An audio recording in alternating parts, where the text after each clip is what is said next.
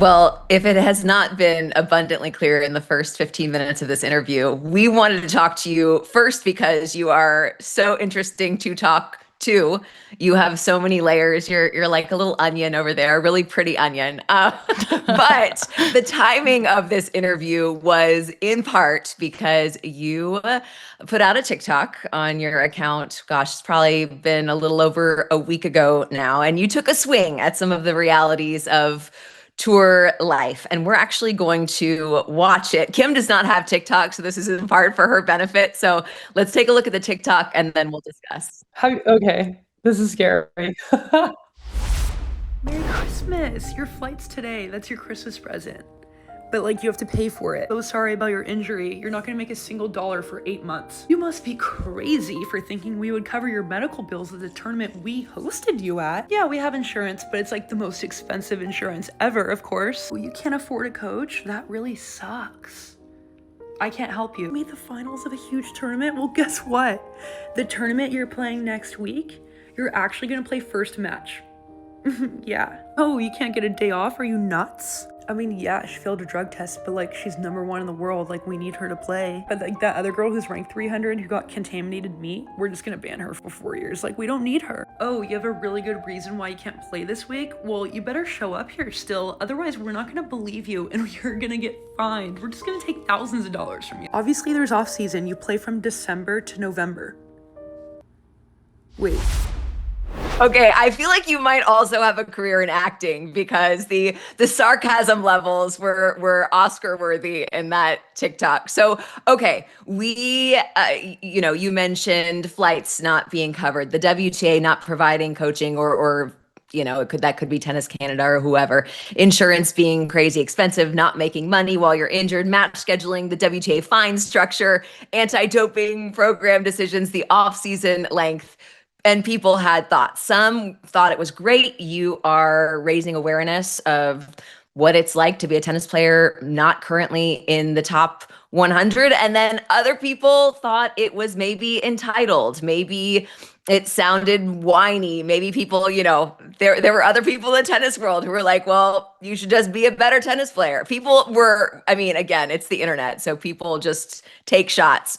What is your reaction to the reaction to this TikTok?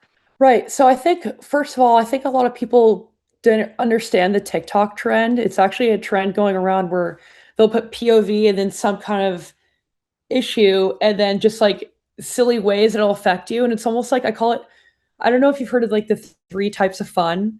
It's I like have type three not. fun. It's like so type like I'll just go over what it is, but type 3 fun is like the kind of thing it's like it's not fun in the moment and it really sucks, but then you look back on it like a couple years later and you like laugh, you're like, "Oh, that was actually pretty cool." You know what I mean? It's like a hard match or a hard training or even like some matches that you lose and you look back and you're like, "Oh man, that was awful, but I was actually enjoying it." Like I looked back and I loved that. You know what I mean?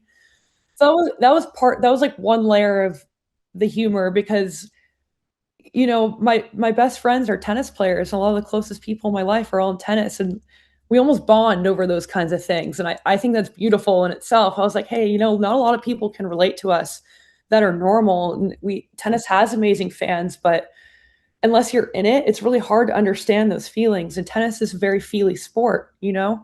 You go into a week, you could do everything right, and because you're not feeling good or the balls might be funky or you don't quite Right. love the courts, you might not have a good week. You lose first round, have a loss, maybe someone you don't think you should be losing to. It's like that. That's how it is. I love that about tennis. I studied philosophy in college. So for me, I'm like, oh, I get to talk about like feelings and things that aren't real. Awesome. Like, please give me more. um, I love it. so yeah, that was definitely one part. And then, of course, when you're doing humor, almost kind of like comedians, like a lot of things are a little bit exaggerated. Like, oh, you're playing the next day, like you don't have a day off. Okay, there is like a mandatory day off rule, but let's be real. Is it really a day off when you have to go on a plane at And you 6 have to a.m. the next fly and day? yeah. And then, And and you still like kind don't of get to practice practice and go to the before gym the and next, yeah. right. So it's like day off, but not really, and we all know that. So it's kind of a funny thing. I have like this joke where I never ask for late starts ever because I just am like, oh, I'm fine, like whatever. Um, I asked for a late start once and I didn't get the late start. So I'm like, okay, I'm never doing that again. So it's just like a funny joke and like players relate to it. I've had 40 players, maybe even more now, reach out to me at all different rankings. 8 of those players coming from the ATP and WTA in the top 100, all saying, Carson, that was so funny. I love that.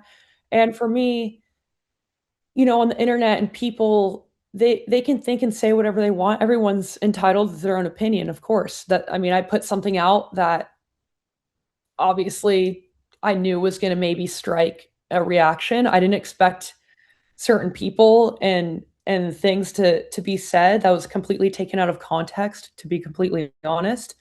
But at the end of the day, the video really wasn't about me. It was kind of just about everyone and things that they've experienced. And I think the conversation of player welfare and the things that we have to deal with throughout the year, it's been addressed by people, but nothing has really changed because I think a lot of things blow over and we are very busy.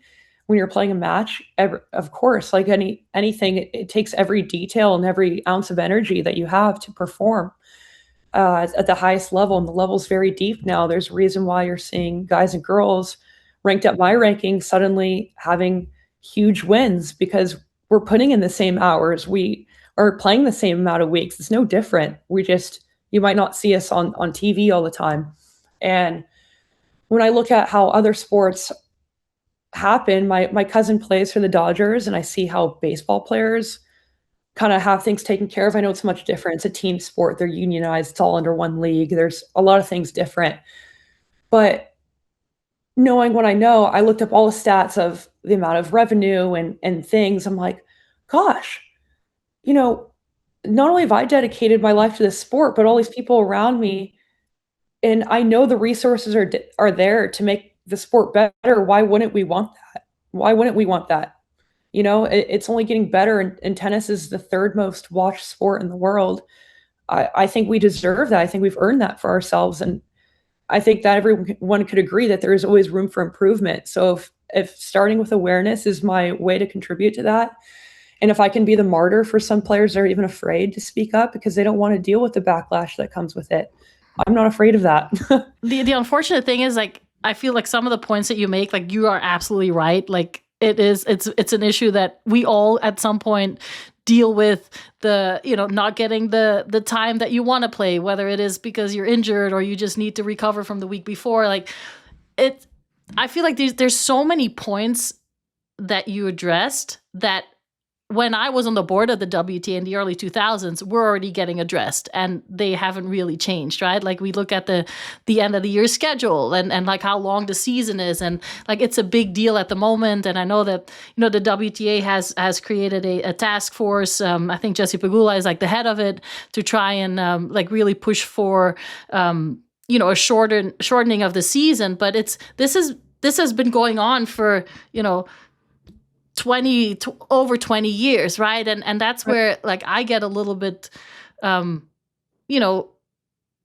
of the bigger points like that with the schedule and things have to happen. And at some point, like, I think there's only, I feel like, one way, and is that players kind of put their foot down and say, okay, like, we expect change. And if not, it's not going to happen. And like Blair, when we kind of were talking a little bit about today, like the French Open, Blair, like, maybe you explain that, like the situation, like how the French Open actually went backwards in like revenue sharing. And so it's which shouldn't be the case, right? Like, it's the sport is growing, it's getting bigger, and players need to benefit. Like I was, saying earlier before you came on here, like, there's second division, third division soccer players in Belgium who make a living and have no costs, and it's just a different mindset. Like, I see, like, I'm married to an American, like, I saw, like, my brothers-in-law, like, how they looked at it was the same way. It was, wait, what? You got to pay for everything? You have to pay for your coach? You have to pay for their hotel room, their flights?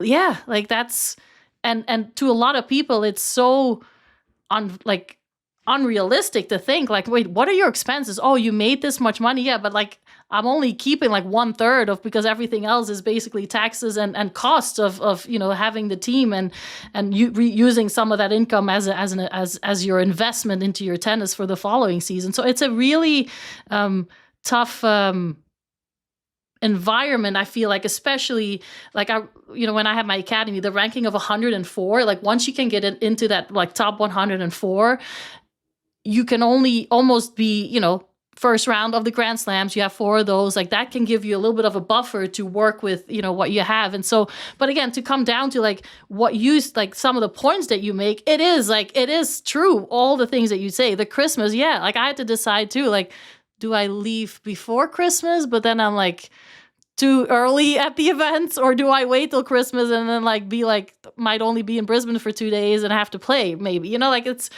there's a lot of those things that people don't see, decisions that we have to make that people don't see, and people see the big paycheck and they see the red carpets and things like that, right? Like that it's all just glamour and wealthy and but there's a huge grind behind the scenes that you get to before you get to the stage of playing Grand Slams and everything. And that's why, like, I thought your story was so interesting when I, did a little bit of like research about, having the other jobs that helped you fund your tennis, doing the Uber Eats drive, like those kind of things are so like for a tennis player at times, like so unrealistic, because a lot of times there is a little bit of funding, whether it's from maybe a sponsor, maybe a